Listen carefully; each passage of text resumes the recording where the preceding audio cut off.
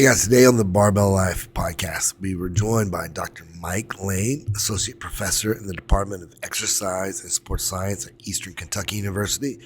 The guy can also deadlift 751 pounds, so he's not just smart. You should probably listen to him. Today we discuss long-term athletic development. We discuss the best way to set expectations. You want to find out what's your goal, where are you currently in relation to that goal. Then you need to train for a few months and see what kind of progress you made, how well did you stick to the program, can you handle it for the next however long it's going to take you, and then make a decision. So it was a great way of looking at things because, just saying blindly I want to do X goal without any kind of data, it's going to set you up for failure. So find out where you are, where you want to be, how hard are you willing to work for it, and how well do you adapt? And then what happens if things are way out there? Let's say you're 5 years away, but what if there's something you'd be better at? That was something I really enjoyed discussing. So get ready for that. You guys can find out more about Dr. Mike Lane on Instagram at Mike Lane PhD. He's also one of my compadres at Rapid Health with Dr. Andy Galpin and Anders Varner and Doug Larson, all my guys on the Barbell Shrug, Dan Garner. But anyway, before we get started too, I'm not gonna be the guy that throws a lot of advertisements at you, but matchelite.com to get all the end of the Mass Jacked holiday specials, like 60% off the Mass ebook bundles, 20 to 60% off all ebooks, 50% off all MASH programs. Plus, you can get 35% off all of my courses on Stronger Experts. I'll put all that in the show notes. But the 35% off all of my courses, powerlifting, weightlifting, from Stronger Experts, and how you can use those movements for athletic performance. Lastly, if you want to check out the online team, it's 40% off right now for the coach guided programs, powerlifting, weightlifting, athletic performance, youth development. Also, we have some Mass Jacked anti-aging programs in there too. So, and Super Total. So check it out. Without further ado, though, let's get started with Dr. Mike Lane. Hey guys, welcome to another episode of the Barbell Life Podcast. Today we have a guest, but he's also kind of my partner in crime a little bit with Rapid Health. But anyway, without further ado, I'd like to introduce to all of you Dr. Mike Lane. Thanks for joining. Thank you for having me, Coach Mash. Yeah, man. So what I mean by that, because it's kind of a mystery, I haven't really talked to the Barbell Life followers about Rapid Health, but Rapid Health is this incredible company that I guess it was Dan Garner and Andy Galpin. They're the two main founders, correct? And then as well as Doug and Anders. Doug and Anders. And so, but they've brought together, the heck of a crew. It's crazy, all the heavy hitters for, all the specific things. So what I'm talking about is Rapid Health is all about, whether you're a CEO or whether you're this big time athlete, but, a lot of times you have to go get your physical therapist, you have to get your strength coach, you have to get your sleep expert, but we, get the best of the best in all the different categories and bring them all together so we can communicate and hopefully come up with the best process for the individual. Does that sum it up? Yeah. I mean, really, it's trying to figure out what's that constraint? What's the one thing they're doing that's limiting their full potential, their full performance capabilities? And then from there, obviously trying to hammer it. I know you and I have worked with a wide variety of ages and shall we say professionalism, just for the fact that there's a big difference between amateurs and professionals. And these are folks that are professional in sport, professional, obviously, in a very demanding job and are looking for ways to try to improve themselves by, a significant amount for their endeavor, I think is the best way to describe it. Right. 2 miles an hour on our fastball means nothing. 2 miles an hour on a professional baseball pitcher's fastball, that means something. Everything. That means staying, or it means extra million or winning the World Series or not. It's crazy. Exactly. It's fun collecting all that data too in one spot. You got Mike T. Nelson over here for nutrition, and then you and Chris Perry, these awesome professors that everybody's learning about and reading about now, and they're all in this one place. It's crazy. So Yeah. Well, first off, Chris is awesome. I'm okay. I'm doing all right. I think you're awesome. So personally, I think you're both. It's crazy how the Eastern Kentucky got such, two like not just smart but charismatic, professors like that. Most professors, you just get this picture in your brain of this old gray haired guy who's boring. And so, but you guys are everything except that. So, I appreciate it, but give me about 10 years and I don't even know if I'll have that much hair left. dang, I just looked at myself. I'm like, I'm the gray haired guy. I just talked about myself. Hey, So, anyway, an old lion is still a lion. that's right. So, I did watch a video of a lion get bit by a black mamba, though, this morning, and he died. So, Mm. there's that. That's 75% of all male lions die violent deaths. So yeah, there's pros and cons in the animal kingdom. It looked horrible. He started convulsing anyway. So, all right, guys, without going too far off topic, today we're talking about long term athlete development, and we're going to talk about the tactical arena as well because it's a lot of my followers are in that world. But we just started talking about it, and I was like, this would be a great topic for the podcast. So, but Dr. Lane, in your view, what does long-term athletic development, that's a lot of things. So Mm-hmm. how do you define that? So when we're thinking about long-term athletic development, if we're going to keep it really simple, we're really talking about having that eventual goal post that we're trying to go through and then contextualizing it with where we're at and then having a realistic expectation of our progressions towards that goal. And of course, that gets really muddy when we look at things like training age, we look at just chronological age, we look at genetic limits. Yeah. So I think, that's why I enjoy some of the, the regulations you need as far as physical fitness standards for the military, for firefighting, for police, where you can obviously see like, well, here are the standards. These are the fitness levels you need to attain. And of course, the goal is hopefully not just to attain them, but to surpass. And Right. then we give it to kind of where are you at right now, and then what's a realistic progression. And I know you and I have, again, we've been around long enough that we have great examples of coaches that had um, incredibly high expectations of what athletes can attain. And I'm going to go into a borderline rant, but Go also just a ahead. good anecdote. So one of my previous friends, Brandon Hannum, or he's still a friend, but he was a previous strength conditioning coach here at EKU. And this is the previous basketball coach, not the current one, who I think is doing a great job. He threatened to fire my friend, the strength coach, because a center on the basketball team needed to gain 20 pounds before the season started. And he brought up his concerns about this athlete's weight in late September and I wanted that athlete mean, to. Yes. And I don't care whether you give me a funnel, gallons of olive oil, and let me put that kid in a headlock.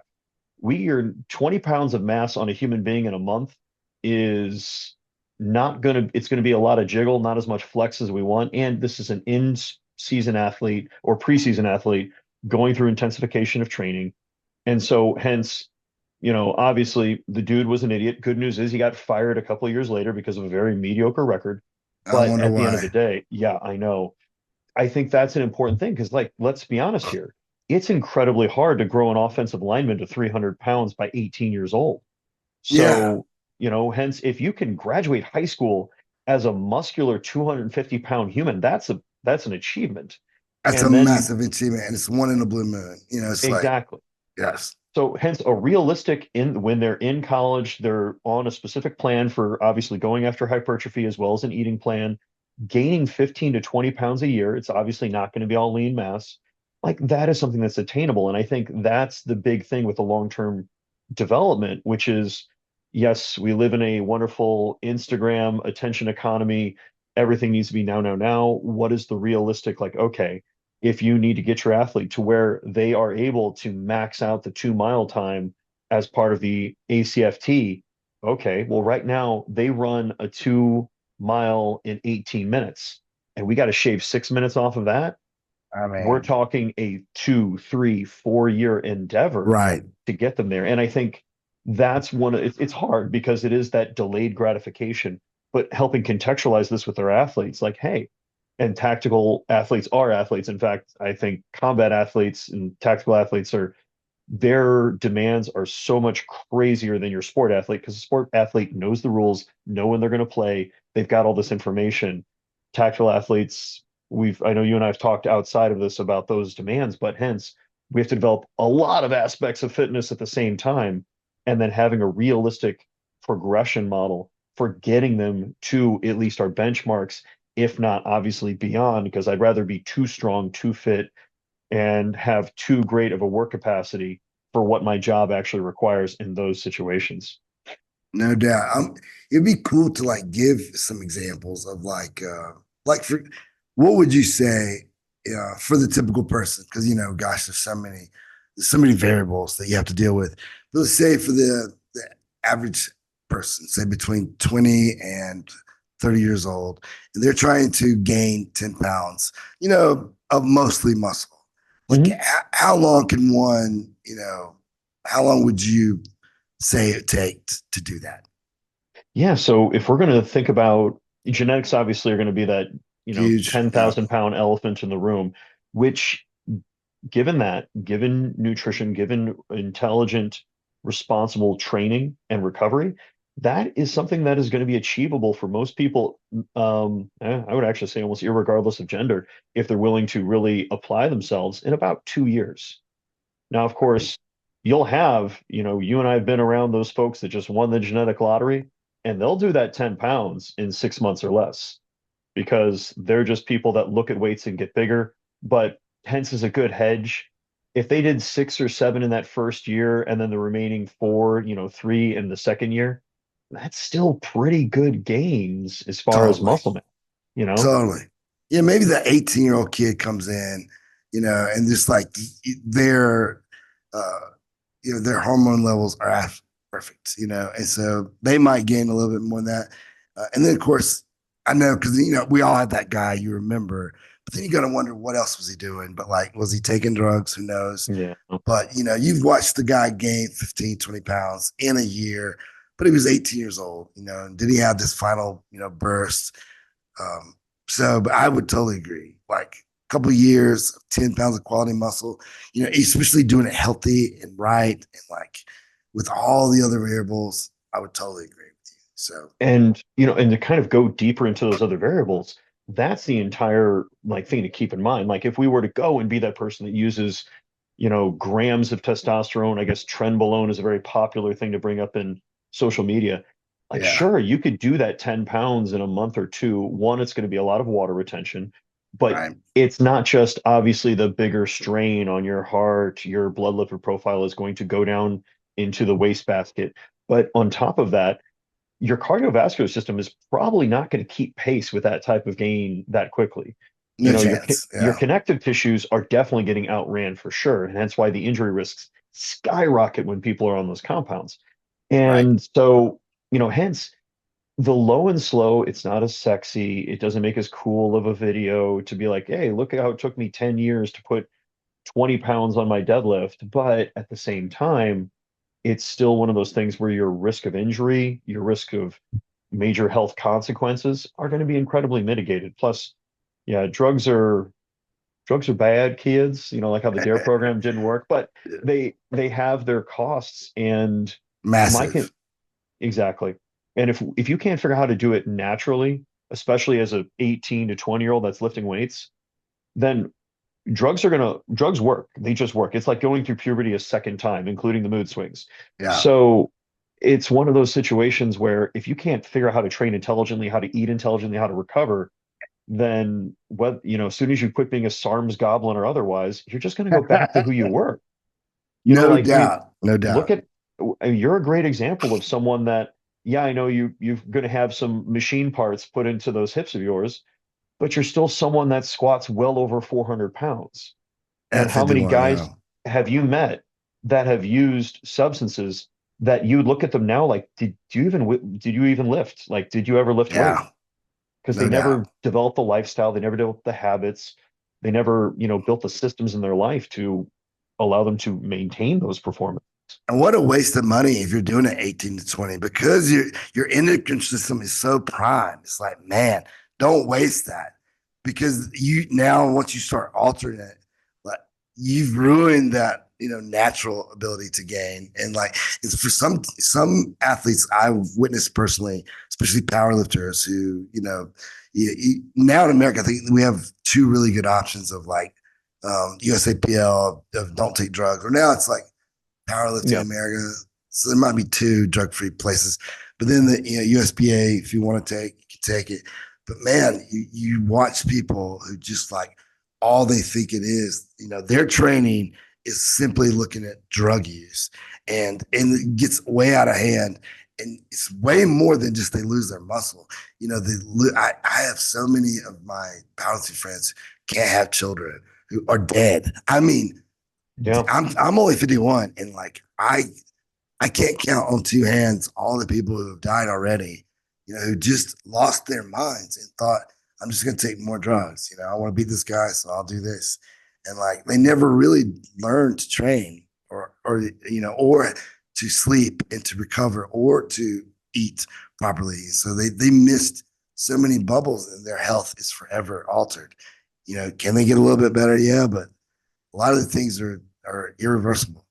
So, Yeah, and I think, and this comes back to the same long-term development, which is at the end of the day, if you have good programming and you've got good nutrition, good recovery, that's where you're going to talk about taking how strong you were when you first entered the gym and double it or maybe triple it. Again, genetics are going to be that factor in there. sure, sure. At the same time, all that steroids are going to give you, which is still a lot, it seems like an added 10, maybe 20%. And don't get me wrong, when you take a guy who's a 600 plus pound squatter and you add 10, 20%, now you're a 700-pound squatter, like, okay, Big I difference. Yeah. bingo. But if you can't squat 225, like, congratulations, you still It's can't not do going to three help you. plates. And now you've got back knee, and people like Yeah. me are just looking at you like, dude, what's the point here? And Yes. that's why I haven't met him. I hear nothing but great things about him, and I would love to talk with him at some point. But John Hack, it makes me so happy that he exists because he and I compete in the same weight class. And by he competes, I just attend. And He's a like, beast. exactly, like his numbers were great, and people were like, he's on drugs. And then he got on drugs And and this is just like, drugs. Yeah. yeah, exactly. Like, I mean, he was a guy squatting in the upper sixes in the 198s, drug free, and people are like, he's on drugs. And then he started doing drugs, and now he's He's like, I wasn't. Now I eight. am. And it's like, yeah, there's that 10 to 20%, ladies and gentlemen. No, Like he it literally adds is. up. He's incredible. Oh yeah. He's an Ed Cohen. He's one of those like just incredibly rare animals. And therein lies, you know, a twofold thing. One, you got to train long enough to see what your body can do. And then you Right. get to the point where you can have that question over what you want. Hence again, long-term development. Second of all, is the reality of like, okay, would it be worth me using all of those drugs to still be able to maybe hit his deadlift opener?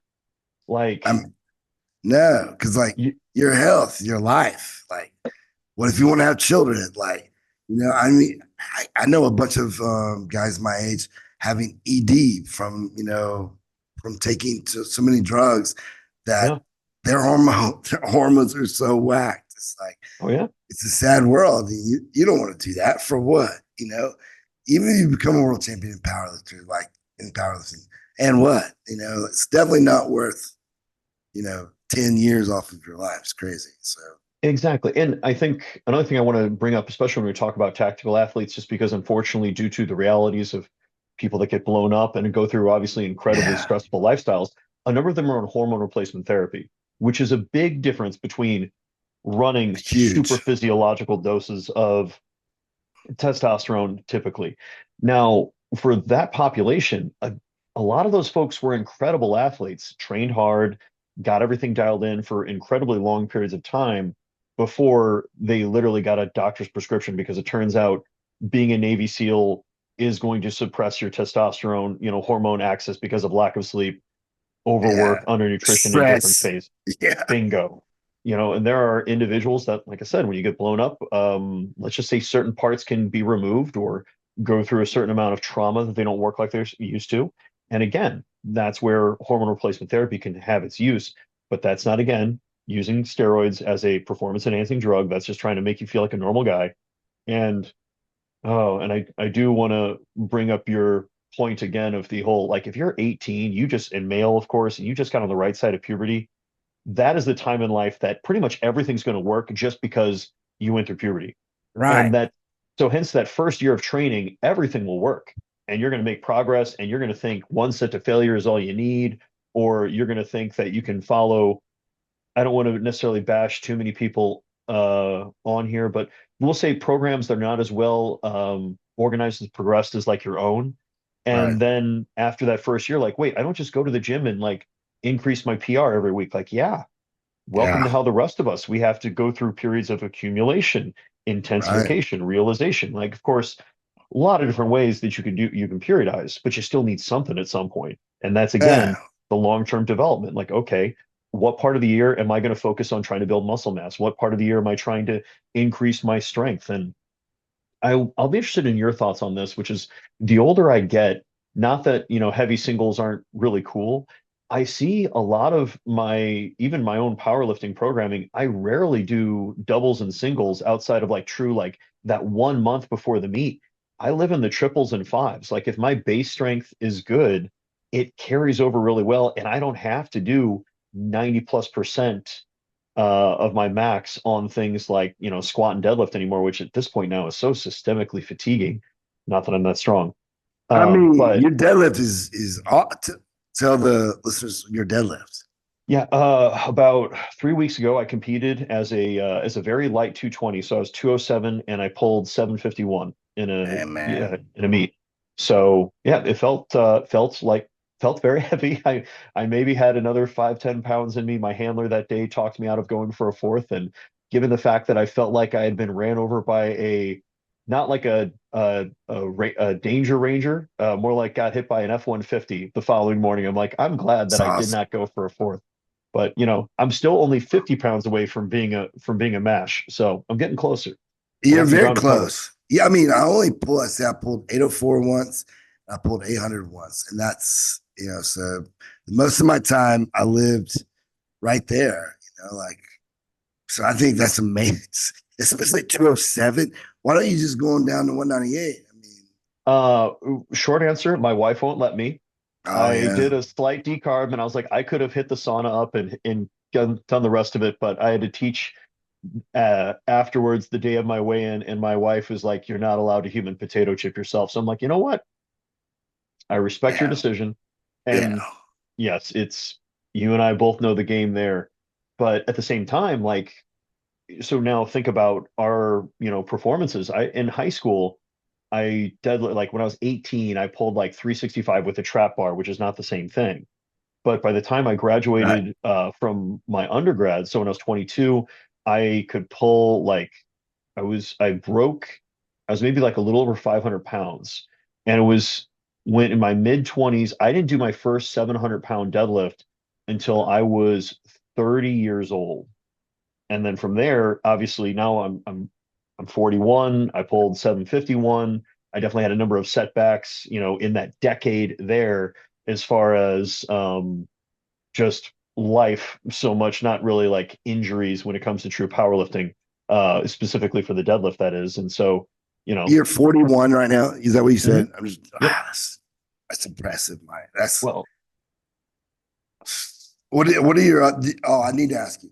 Are you mhm. USAPL, US, what is it? Out of America? Like, I what think it is was it? USPA. To be completely honest, one of my good friends here in Kentucky, he was planning on doing the meet, and he's been trying to get me to step back on the platform. And Yeah. the last meet I'd done before that was a Raw Unity meet, hosted by Eric Talmont in 2014. So it had literally been Yeah. over 10 years since I'd stepped on the platform, and that one as a 198er, I pulled 716. Wow. So yeah, Gosh. it was, again, life, the universe got in the way, and so I finally managed to put everything together and really stop making excuses and go out there and You yeah. gonna keep going? You gonna try is your goal 800? My goal right now is more bodybuilding to give my joints a Yeah, chance to apologize. And I told myself that that was going to be my last meet, and that lasted for about 2 weeks. And now that, yeah, yeah, that's in my head. It's in my head. yeah. I So, mean, it needs to be like you. Let me tell you this: here's the first time I deadlifted 800. My PR was only 730, and this was 2003, a long time ago, ancient. mhm, But it was at this meet in Biloxi, Mississippi.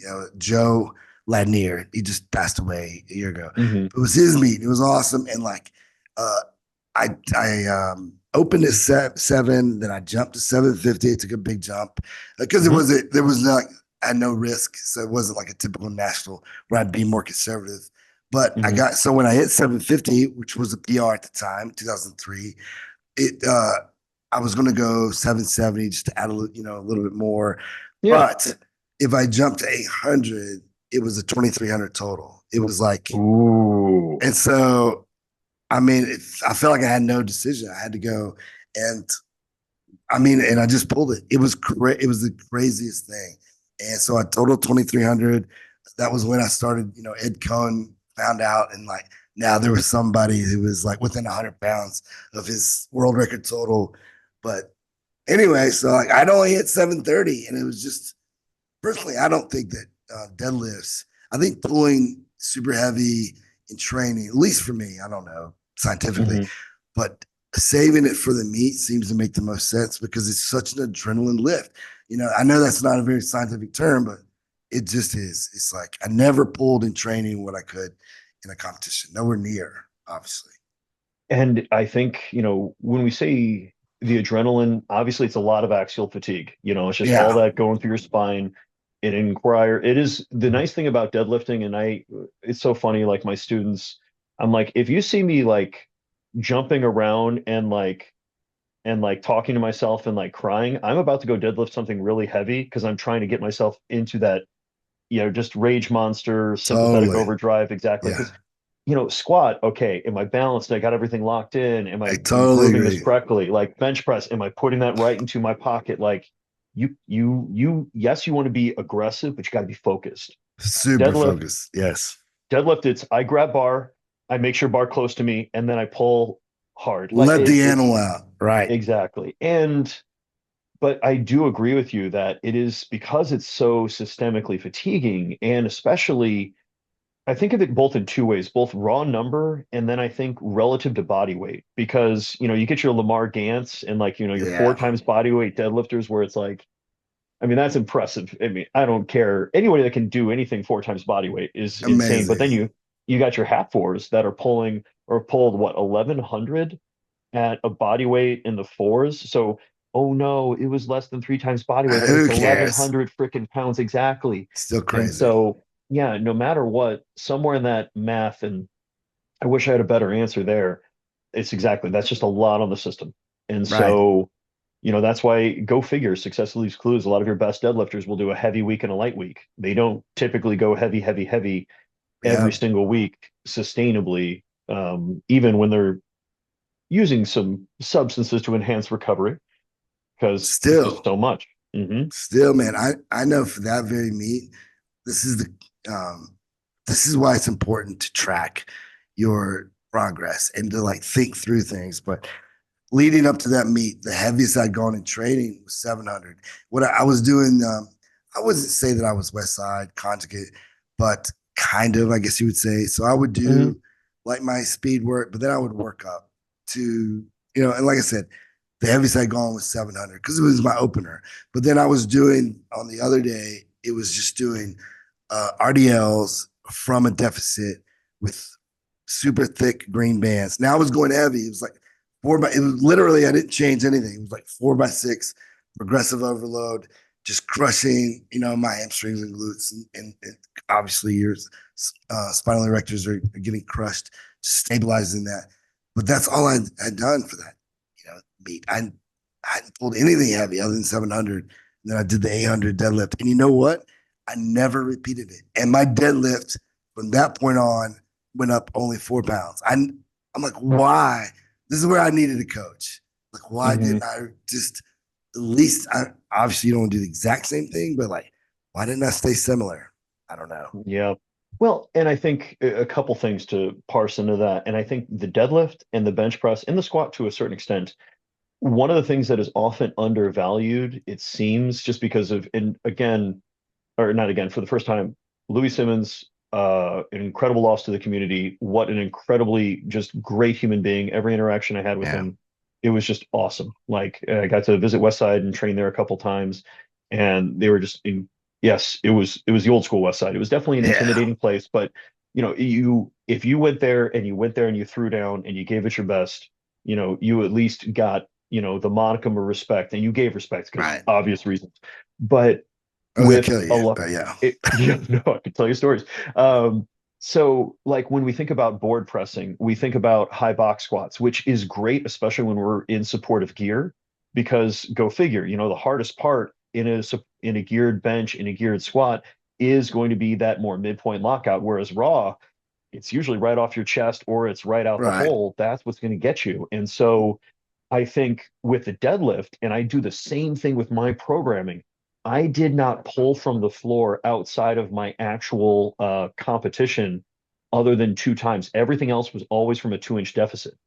And Brilliant. so, Yeah. same thing when I do my RDLs, they're usually to a 4 to 5 inch deficit. Same thing with even more deficit pulling there, because if you're strong through a greater range of motion, that's obviously going to transfer to the smaller range of motion. Plus, go figure, I don't have as much load going through my spine, going through my connective tissues. Exactly. And so I think there's a bit of a nugget there. And I think the other thing to harken back to the long-term training, which is your program organically will change. And we already talked about how everything works initially. Like, if you want to get Right. better running, just go for a run. But at a certain point, okay, how much zone two work are you doing? How much zone three, zone five work are you doing to really, get into the lactate and zone three, zone four, as well as get into that true maximal pushing? And then we start periodizing that model. And once you get to be levels of strength that I don't know if we'll go with maybe a Spaceballs reference, but we'll go ludicrous Right. mode. But like once you're talking about being a 220-pound guy that's pulling 800 pounds, like the math's easy to do there. You're talking about nearly four times deadlift or four times body weight deadlift. The programming that you do, if we gave that to a beginner, it would be a waste of their time because there's not enough volume behind it because it's not Right. pushing them. But when you're doing four sets of six with 400 plus pounds on an RDL, that is a lot of trauma to your hamstrings, a lot of trauma to all of those Totally. tissues. And, for a newbie, yeah, that's why 3 sets of 10 works for everybody initially because go figure. They Or just even need to that one by practice movement. 20, Dr. Oh Geesis. man. Yeah. Yeah. Yeah, that is, but again, it's a good base building. And a certain part of it is just the neurological, you're getting better. Right. And so, doing more reps, just like throwing more pitches, just like shooting more free throws is going to help your skill. The key thing is there's a crap ton more fatigue in doing heavy singles in the clean and jerk, much less heavy singles in the deadlift than there are Yeah. shooting free throws, shooting three pointers. So 100%. for those athletes, and we're thinking about that development, like, okay, that's why, starting strength is great. Jim Wendler's, 531, I think is a great program. Juggernaut, like you've got a lot of good programs to give a beginner into early intermediates, but then at a certain point, the complexity and the personalization is naturally going to increase. That's not Right. to denigrate those programs because they effing work, but it's more about contextualizing it. Who is this appropriate for what are their goals, and then what are the realistic changes they're going to make? Oh, one thing I was going to ask you too, before we get too deep, is we talked about like to gain 10 pounds, but what about if you want to lose like 10 pounds of fat? What, but with the caveat is, but still staying strong, performing. And so, like, how long does that really take? Obviously, if you're obese, it's easy to Oh lose. yeah, yeah. Yeah, Well, so but then we're going to put them on a crap ton of thyroid hormone and give them, leaning out anabolics, and we'll get that done in a week. No, yeah, no, dear God. So yeah, first I just enjoy the thermodynamics of it. So, you figure your pound of fat, that's about, 35, 35. yep, Yeah, 100 calories. And, right. calorie is the heat index. So if you were to try to lose, you know, 10 pounds of fat, so it's 350,000 calories. in, X amount of days. Well, it's just, a good 7,000 calorie deficit a day. And so that's just you increasing 70 liters of water, which is going to be more than your own body weight by a full degree every single day. So I guess meth, maybe a lot of meth, you could do that. That But works. Yeah, I've seen sorry, it. Yeah. yeah, no kidding. Um, at the end of the day, when we're thinking about trying to preserve lean mass and we're trying to think about, well, first and foremost, anytime we want to do any modifications to body weight, I always like to start off with, is this sustainable? Because whatever Right. method we use to gain the weight or lose the weight is going to be incredibly similar to the method we have to use for the long term. So a pound of body fat a week is something that is obviously incredibly attainable. It is way easier to lose fat than it is to gain muscle. And that's Right. why, hence when you're dealing with mostly high school kids, your first goal is just put muscle on them because yeah, So, if we've got a little so extra hard. fat, exactly, we can always shave that off. But that the time, even though funny thing is it actually takes less calories to build a pound of muscle. It only takes like 2,800 calories because obviously a lot of muscle is water, but I never it really requires, thought about it in reverse like that. yeah. Like, I mean, don't get me wrong, I'm not going to go cannibal because like eating a pound of muscle is only like, I think it's like 900 to 1,000. But again, we're not talking about, I believe they call that long pork. Instead, we want to focus on, okay, again, what is sustainable? And I think the other component is that's a raw number. And I am a guy that obviously weighs a little over 200 pounds. And I think it's also important to contextualize it relative to the body size of the individual. So hence, if you get a 300-pound person in there, that is 50% body fat. Yeah. A pound of body fat a week might be a little low because we're at that point, we're talking about a third of a percent. For them, we might be able to easily do a pound and a half. That's still only half a percent. I don't know if I'd really want to kick it all the way up to 3 pounds a week, though we'll see that immediate drastic drop just due to glycogen changes. But for if you're dealing with you got somebody that's 110 pounds, they want to do, a bikini competition or whatever, they're 410. So it's like, it's not absurd for them to be 100 pounds. Like, okay, then we're only probably talking about what's going to be half a pound a week because, your body Right. is meant to keep you alive. It's not there to keep you happy, unfortunately. So hence, when you're in those deficits, unless you're giving yourself a really big stimulus in the weight room to be like, hey, we need this freaking muscle, and doing the protein on your diet evenly spaced throughout that day to give yourself, the brick and mortar to keep that up, your body's gonna be like, I'm in a deficit. Let's just lose weight. And hence the Ozempic situation we're seeing of it's such a powerful tool these days where you get the folks what's the term, like Ozempic face and Ozempic butt, where folks just Right. kind of, yeah, they just look because they're losing lean mass probably at a slightly higher rate than fat mass because they're a number of them are taking Ozempic and not training, and then that's how it goes. Now at the same time, I think it's awesome because there's a lot of people that obviously have a hard time with hunger and satiety cues. And they are those people that diet and exercise didn't work because the second they stop that very, stringent diet, they balloon back up. And you know what? If they still have a good physical practice and they use this medicine as a means so they don't have to get their stomach stapled, so they don't Yeah. have to, get the lap band. Not that I am going to ever disagree with a medical professional that knows more about this than I ever will, but Yeah. I do think it's a tool. And so, to go back to your initial question of those changes, when we're thinking about trying to go through recomposition of gaining lean mass and losing fat mass, if you are able to gain, 5 pounds of muscle in a year and lose 10 pounds of fat in a year, scaling a little bit for body size, that's a really productive year. Sure. And the key thing is like, can you sustain those changes for the long time?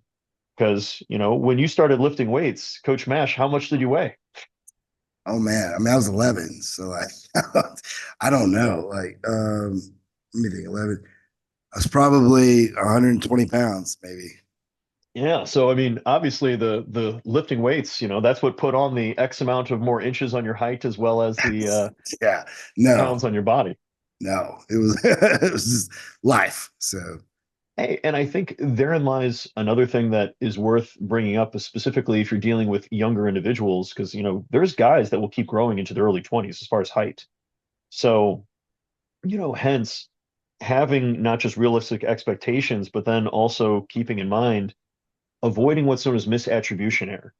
So whenever I was working as a high school strength and conditioning coach back in St. Louis, there was a couple of our kids that would go to a local speed clinic. This guy did really had him run with parachutes and do Oh, like yeah. ladder drills and stuff exactly.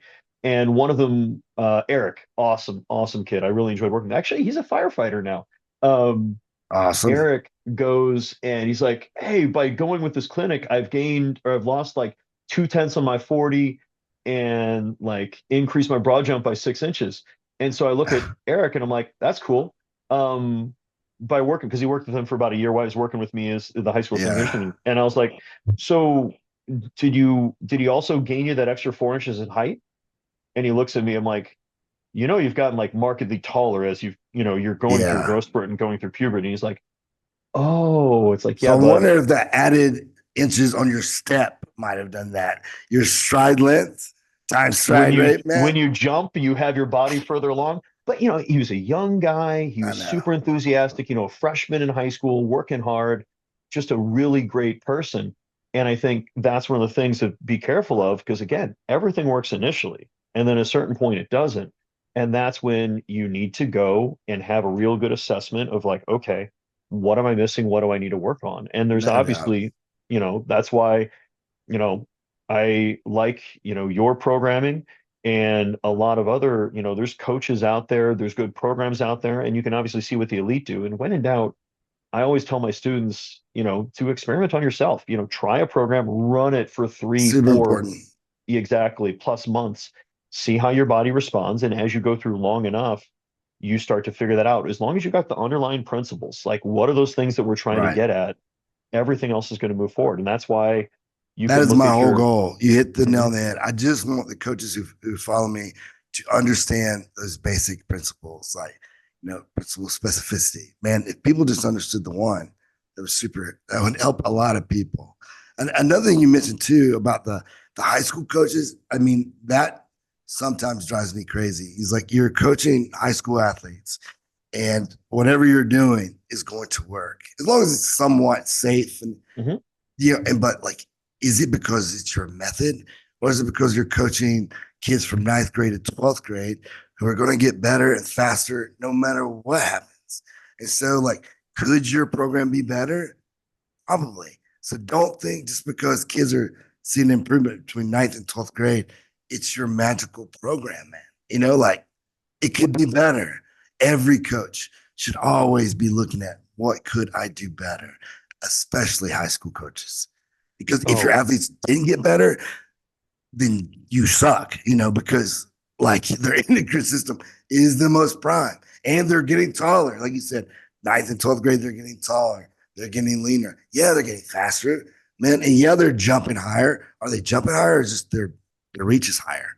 So, but anyway, no, I think piggybacking on that, and that's where we talk about auto regulation, where that's the thing that drives me up the wall and keeps me up at night to a certain extent, which is at the end of the day, there's the research out there that really does show non-periodized programs compared to periodized programs get you about 50% of the same progress you'd make anyways. sure. So hence you're not talking about like a non-periodized program makes no progress. And that's I both have heard the old adage of like the worst program in the world done with the highest intensity will always outperform the best program in the world done with no intensity.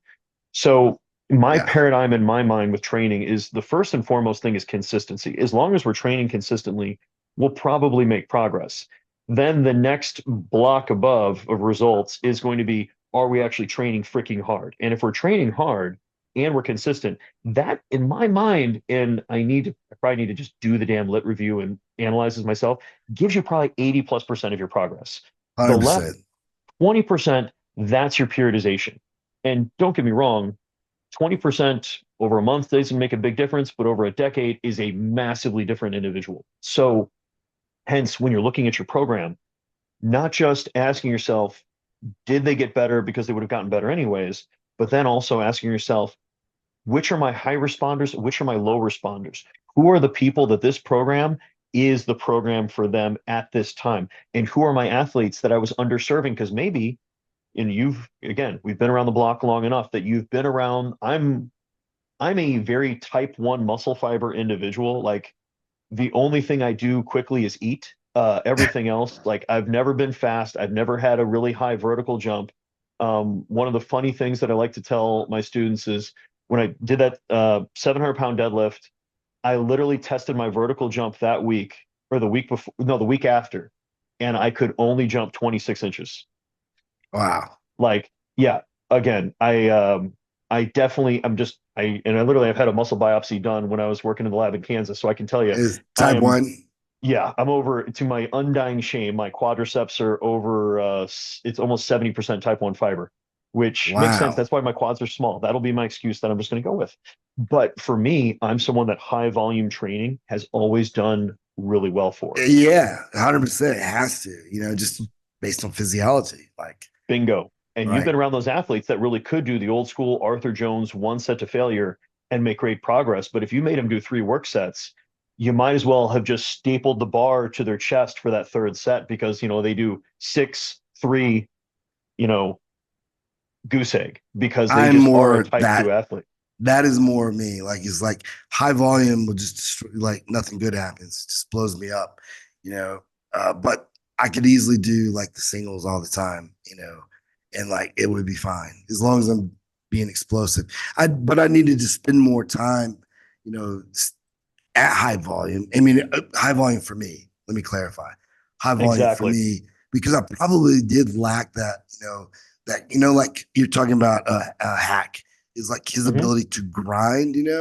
Is like Hmm. I did not have, and so spending some quality time at that higher volume, getting into that more of a, where you're getting the change in the nation angle and like the changes that happen with Hmm. going, slow due to fatigue. And there's some good fatigue. There's some good adaptations that happen for powerlifting specifically. Like my kid Tank, who can squat so much, that kid can squat at 0.08 meters per second, which is like a snail's crawl. It's like, Oh God. so Oh. his gearing is what I don't have any of that. I either go, I stand up quickly or I don't stand up. But this is where individualization comes in. Like if you would have tried to do my thing, it would have killed you. If I'd have done your thing, it would have killed me. But meeting somewhere, pushing, closer to each other probably would have helped both of us. Yeah.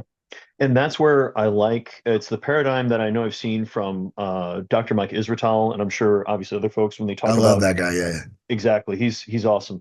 And when you look at volume landmarks, so effectively, what is that minimal effective volume? Like Right. for some athletes, that is 1 work set, and then the maximal adaptive or maximal recoverable volume for them is something only like, 3 or 4 sets. And so for certain people, again, they don't need to do a whole lot and they get a great stimulus. Other folks, and that's more middle of the road folks, that's where they're going to need to do like 10 to 20 work sets in a given Right. kind of pattern over a week.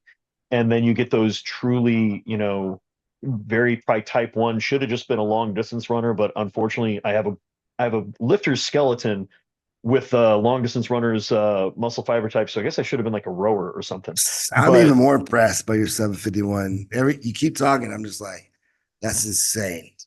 I next time we get to hang out and you realize that I also have a 6'4" wingspan for a guy that's 5'9", it's going to Oh, make that's a lot more awesome, man. sense. Yeah. Yeah. Well, I There's a mean, reason Ed why. Cohn, he had that. Have you ever seen his arms? I mean, Oh my God. I yeah, got to meet him, yeah, at the Arnold a couple of years back and like shake his hand and like I've got big hands for a guy my he's size. got a 6'7" guy's hands. It's crazy. Dude, it's like shaking a bunch of bananas, but the thing that stood out to me even more was how thick his forearm was. Like his Huge. actual like wrist bone, it was like a freaking 2x4 was sitting under the skin.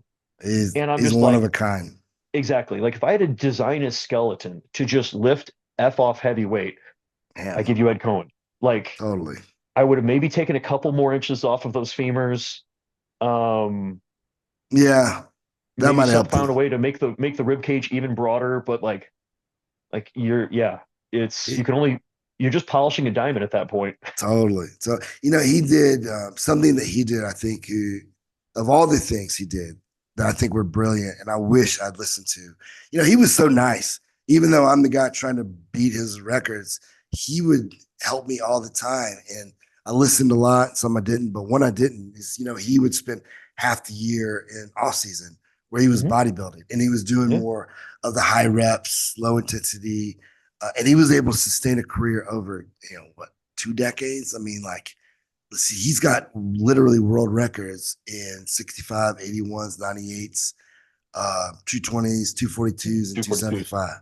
So, Hmm. and 275s. So, like, Oh, God. so his career, like in my career, pretty much it started in 2001 and was done. Really, it was done by 2006. And so, because I just went hard all the time, and like, Hmm. so like, because I would go heavy, I wouldn't. By hard for me is like working up heavy and being done. So, spending more time in your world would have helped me in more ways than one. And yeah, Well, and again, when we harken back to that long-term athletic development, I like to think of it along the lines of kind of what's the foundation of each of the pyramids. And at the end of the day, why do people take steroids? Because it allows you to gain muscle and it also improves neurological output. sure, Well, practicing the lifts is going to improve the neurological output, and you're going to see a lot of those changes pretty quickly. Whereas if you and I woke up tomorrow with 50 pounds more of muscle mass strapped where we want it, we're going to be mm, that much stronger in all of our lifts. And so at the end of the day, exactly what Cohen has done and a lot of other of your like, oh gosh, is it Hicks or Ricks? The Dave gentleman that, Ricks, who's yeah, still getting at it. The yeah, guy who's yeah, still killing it. Yeah, Dave Ricks. and Ricks. so genetics, big component, but these are people that obviously did the old school linear periodization of we have a true hypertrophy block, Yeah. and then we have our strength phase, and then we peak for a meet. And so, hence when we're thinking about athletes in general, most of your athletes, like cardio is what it is. I will not denigrate it because I do understand its utility for long-term health and for overall, making everything better. So if I'm you're learning to going love out it there, now, for sure. yeah, if you do a lot of zone two work, you do like one zone five session a week, you're going to build your overall aerobic fitness. If I'm in better an aerobic shape, I can get more training done that is stimulative, not just slopping through it in 1 hour or however long I have to train that day.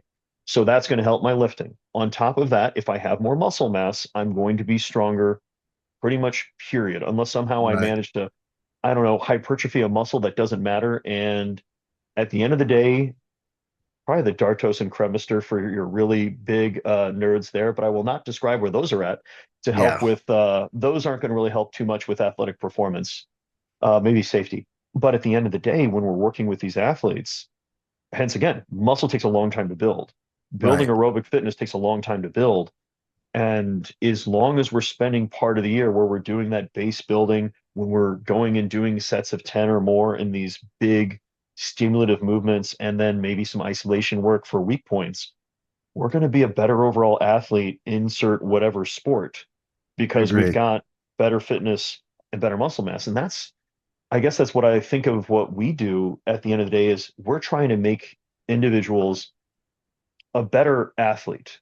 That's what coaches are for, to make them a better player. Now, of course, when you're coaching your Olympic lifter, you have both your Yeah. athlete and your player you're developing at the same time. But, a tactical athlete, if you and I were to go and, try out, if we were going to go through police training, like we would smoke the strength tests. Like that would be a joke.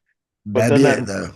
yeah, that mile and a half run comes up, and we're going to both be looking at each other like, which, the mile and a half run is there because it's hard to standardize. Okay, now you're going to fight a 300-pound individual that's on some performance enhancing acute Yeah. substances. And I know Meth. you have Yeah. also exactly wrestled human beings, and it is exhausting. So I would rather Mhm.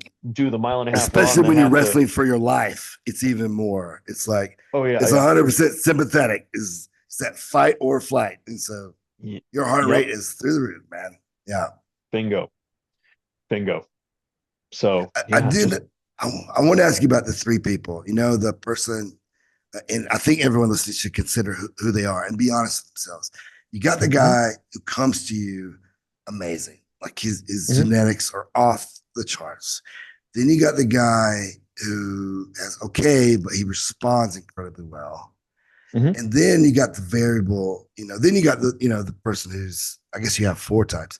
You have the person who's, it's a hard responder, like what do you Hmm. call them? Like hard gainer, I used to call them. Yeah, yeah. But then you have that fourth variable then between all four of them is like, the commitment, the focus, because we've all had that person who had all the potential, but not the drive or the mental fortitude or all the other elements that go into it. But things change depending on who you are. But if you come in jacked, you respond well, and you're committed, you have the Michael Jordans.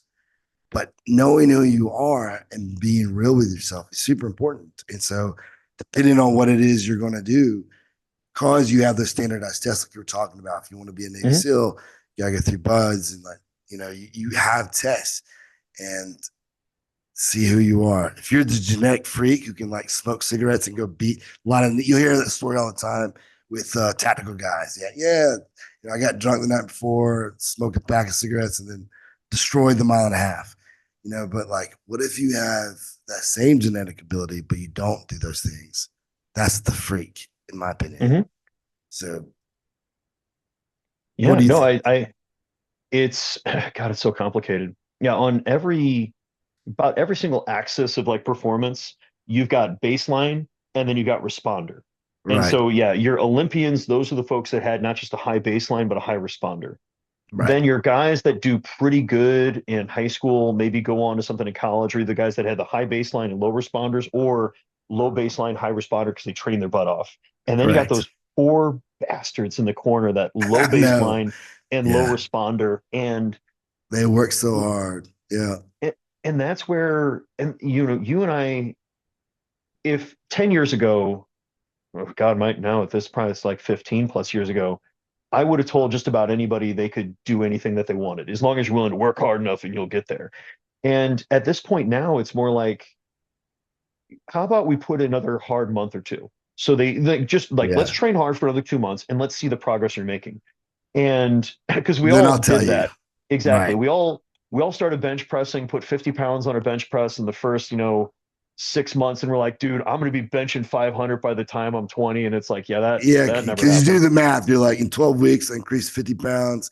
So that means I'm going to in the next year, put 50, 100, 200 pounds on my bench press. No, no, you won't. But yeah, Yeah. And so with those individuals, now you see the response, now you see their buy-in, now you see kind of, and they're starting to understand like this is the cost.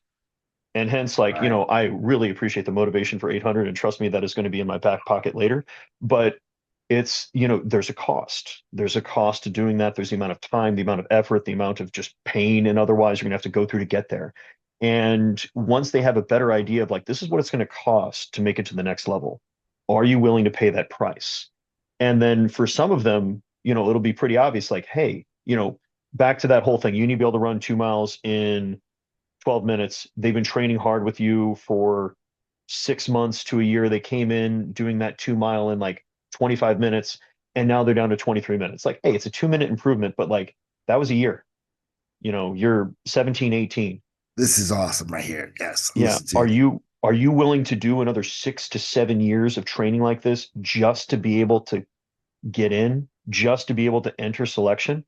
And like that's a hard pill to swallow with anybody when you're like, your dream might not be realistic. So Yeah, instead, it's more of like, hey, you obviously know how to effing work hard. How about we find you something that's going to be a better fit? So, and I think that's one of the cons of that's American great. sports and athletics is that we like, growing up where you were at, like, what was the sport that you either did that sport or you weren't a man? Like, what I was, would say football, like, yeah, yeah, like I mentioned in Texas, like if you're a male and you don't play football, there's probably a yeah, certain look at you like, I don't see a limp or I don't see crutches, but I digress. There's so many different sports out there. And that's where, the Russian model and the Chinese model, they do a much better job of talent identification and getting people into athletics that are going to work well for their physiology. Of course, they're looking for Olympians, so they're definitely not giving everyone those sure. opportunities. But I think that's where we as coaches, and I'll have athletes that are getting to the tail end of their career. We got a soccer girl. in one of my classes, like she just graduated, or she just graduated. She's going to be graduating, but she's done playing collegiate soccer. She's a good soccer player, but she's not going to play professionally. And it's like, what's the next athletic endeavor? Right. What's going to be the sport? Because yeah, you could go play rec soccer and just smash people around all day, but most of your real athletes don't want to go They and don't do play that. the bush league version of their previous Mm. sport. And that's where CrossFit's filled the vacuum of a lot for a lot of those ex-collegiate athletes where they still have an outlet where they feel like they can push themselves. That's why I think powerlifting and Olympic lifting and otherwise is a great thing for your ex-football players. You're got something that's really strong. How about you have something, you have that outlet. And again, back to your athlete, that's the low responder. That's where, like, okay, what can we tune this into instead? What's going to be the endeavor that Yes. you might be a better responder for? Because few people like doing things that they suck at. Most people like to at least feel they're somewhat competent, somewhat capable. And, you know, one, I just want people to be healthy and happy. And two, I want them to find something that's rewarding and a sustainable physical practice. That is And, brilliant, man. Yes. hence, if that's cycling, if that's, pickleball, if that's disc golf, then what have you. Go out and Whatever. have fun. Yeah. Exactly. Or You maybe know. the marathon. I think about all the football players who've wanted so badly to be great at football. But, I wish I'd had this podcast with you sooner because, like, instead of just saying, look, instead of just, training a few months, seeing how much they responded and saying, look, it's not in the cards, being able to say, but, let's do some testing and see what is. And, like, Hmm. because you have the heart and the desire. Because if they stuck in 2 months of hard training and it just didn't go well, they have everything but the genetics for that one thing, which probably means they have great genetics for this other thing. So I wish I had thought about that over all these past years, but Well, now I but will. it's like anything else. We've had a lot of time, and you've seen, God, man, those athletes that are just trying to drive that square peg into that round hole. Like the amount of ex high school football players that I worked with, and college football players are like, I'm gonna go pro, and like and that's the thing is like, God, man, they freaking want it, and you really want it to work for them too, but at a certain point it's like the guys who are going to go pro, they it was pretty obvious they were going to It make the was dip. obvious, right? Hmm. It was And very that's where, obvious. and that's what can be useful. Like when you're around someone that is just straight up better. Like how many folks, can you imagine?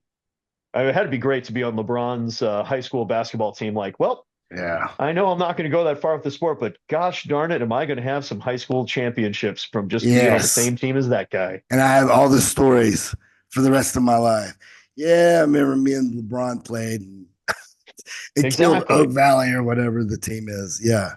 And that's the thing of like if you've never seen it, you've never been around it, you've been around enough high level powerlifting. It's kind of like our reverence for things people like Cohen and Hack, where it's just like, wow. Like I remember Rick, unfortunately he's passed away, but he was one of the powerlifters that I got to work with when I was doing my graduate. I was working at St. Louis University for my master's, and he Are you had talking talked about about, Rick Hussey? yeah, Yeah. Yes. yeah. In Nebraska? Was it he was No, no, no, no, no, no. You're thinking okay. about Big Iron. No, no, no. This is a Yeah. different Rick. Okay. Okay. But yeah, no. So Rick was a St. Louis police officer, and he was. I mean, the dude was an 800-pound squatter. I saw him get like 600 or 700 with a triple ply bench shirt on. Wow. But that's when Ryan Kennelly was doing a Oh thousand, yeah.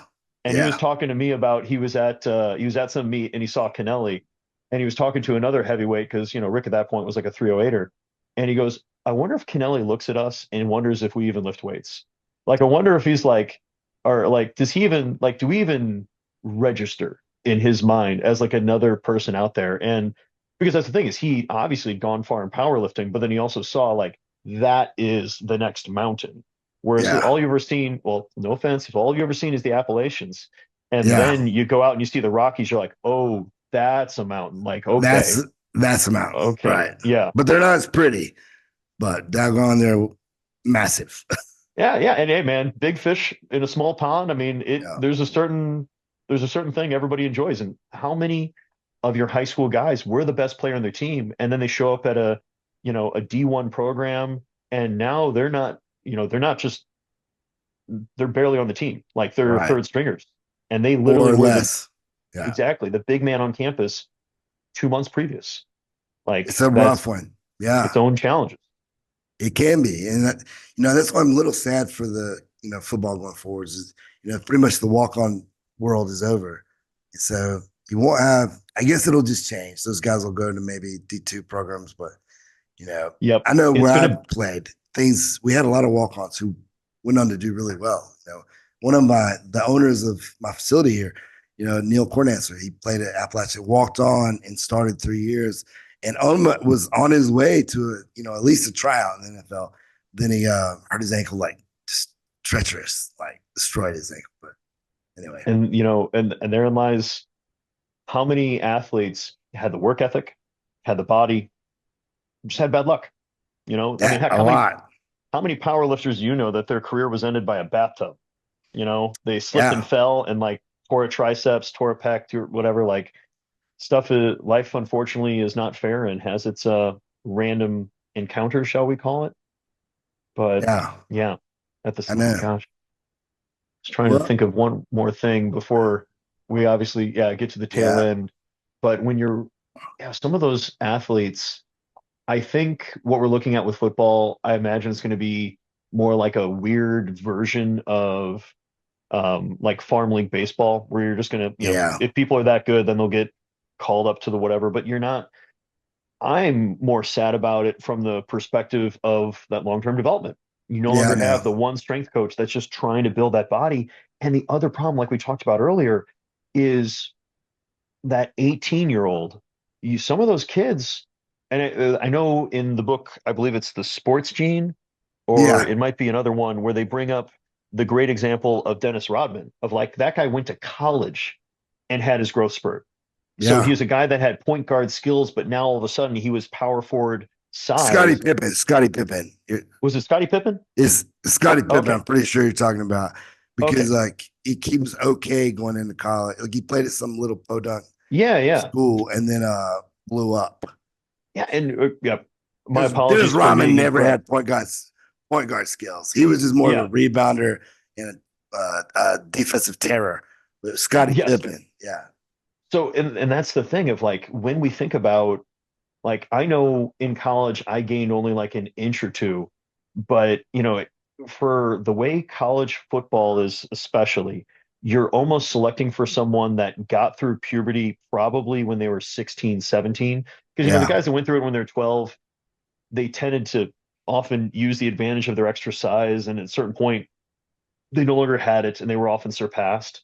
right, But, if you're a truly late bloomer, the way that the system is now set up, and it's always kind of had a bit of that inkling, where you're no longer going to have a true redshirt season. Yeah, have that full no, like 1 year to just put some mass on that lineman, and we linebacker, saw running it back. at App a lot, a lot. So I know. I'm curious to see what happens. We had a guy I played with, Matt Stevens, who walked on to Appalachian, went on to play 10 years in NFL. And like he was a very high round draft pick. And like he walked on and he developed and he didn't get any taller, but he just like athletically blossomed. And I would say the Hmm. same for me. Like I didn't get any taller, but athletically between my freshman and sophomore year was a completely different athlete. It's like athletically I blossomed. I got faster, I jumped higher, I was stronger. My power output was like way higher, in just 1 year. But like I would never even get that chance now, nor would Hmm. Matt, nor would Neil. Like so, but hopefully they'll go to like a D2 school and then or something, I hope it still doesn't ruin that or Yeah. things are really changed. But we'll see. Hmm. I don't know. Oh yeah. It's I am going to make absolutely no forecast in that world because it is, yep, It'll too shake dynamic. out the way it's going to shake out. The one thing people aren't considering is this: is like, a lot of people walked on saying app is because they could afford it. But most D2 schools are private, and so you just can't do that. You can't just like, if you don't have the money, you can't just walk on at Lenore Ryan where I did my master's because it's 50,000 a year. It's like, can't afford it. So like, hopefully they'll find schools or, but we'll And see. I mean, to piggyback on that issue, not just are we talking about the cost of education, but is the sheer realities of programs that are available. And that's where I get a little persnickety about the student athlete situation because when students do get an offer to go play at insert sport, often, not often, but frequently, they have to sometimes make choices on the major. Like there's actually, they wanted to do X major, but because of class scheduling, blah, blah, blah, now you're making kids transfer. So now you're talking about transfer credits. So, how many of these kids are going Mm. to end up with general studies majors because, well, maybe they wanted to do engineering and the school that they got their initial offer from, they did math or something kind of as a prereq, but then they went to another one and it didn't have this. And it's just I a would be weird very economy. upset. I would be, as with my own sons and my daughter, I'd be very, because like we're an academic focused, family. And Hmm. obviously I love athletics. I mean, it's just in my Oh yeah. blood, but academics is prioritized. So, like, I don't know if faced with that, what I would do. Obviously it'll be my son's decision. He'll be or daughter. It'll be their decision. They'll be adults. But like, as far as my guidance and input, they go say that they can go to Florida State and make, 600, thousand or a million a year, but yet they're going to have to do general studies. Like, is it worth it long term? I don't know. Maybe. Like, Well, I don't know. and that's where it gets real dirty really fast. Because don't get me wrong, if you get, through your NIL package, insert F off amount of money per year, and obviously, we're assuming these kids are going to, I mean, I don't want to infantilize anybody that's 18 because obviously you're allowed to vote and make other Yeah. choices. And so, but at the same time, yeah, that frontal lobe isn't fully developed. But Not even close. Mine wasn't exactly. even close. Yeah. Oh, 110%. I'm still waiting for it to happen. But if you Me can go too. through and be smart, walk out of college with, 200, 300, 400,000, yeah, it'd be kind of annoying to then go back to undergrad again to do the major you wanted to do, but you financially have that leeway to do it. Yeah, that's true But too. but that's not all of them, obviously, because not all of them are getting big NIL package deals. Like, No, hence, no, it's just a few. So yeah, and hence like free room and board and free tuition is great. I'm not going to denigrate that whatsoever. But, if you also have to sign that off of you then do a job, you then get training effectively to have a piece of paper that you have no interest in using, is that the best investment of that person's 4 years of their most physically capable, high energy, or some of the most physically capable, high energy years of their life? I don't know, man. Well, you're Oh, making me yeah. think. I don't know. I have one son who loves football, and he's going to be fairly. I mean, I'm not going to be the dad. Everybody thinks their kid is. I'm a very honest and to the point, Hmm. but I have a son who could be a killer, and like, gosh, how much I don't know. He's only 8. Who knows? But Hmm. like making this decision would destroy me because like academics are so important to us. I don't Hmm. know. Yeah. I hope I don't have to It, make this one. hey, well, and that's the nice thing is you're aware of it, and that's the entire point of you parenting him is you can be like, hey, football has a shelf life. No one retires from golfing Yeah. to go be a football player. No one retires from, yeah, I don't know. Well, I'm going to make fun of golf again because it's just so easy. No one retires from golf to get into MMA jiu-jitsu, like Right. on a high level. Like you can obviously do these things recreationally. Right. And so, football has a shelf life. Like, yeah, he could probably play with a men's rugby club, somewhere in the US around a lot of cities, but it's not on the same level of professionalism, intensity as what you're going to find on collegiate football, much less Right. big time D1 college football. And so, if that's what you want to do, and yes, that is the dreams of someone who's 12 to 18-year-old, and I Yeah. know I don't try to hold myself accountable for what my 12-year-old self wanted me to do in life because I guess I should be an astronaut that's also a medical doctor and a musician. I don't know how I'm going to do all three of those at the same I time. know. Right. So I don't Yeah. know. This has been a good one. It's made me think. I guess, Doc, where can people find out more about you? Because they're Yeah. probably going to want to look you up now.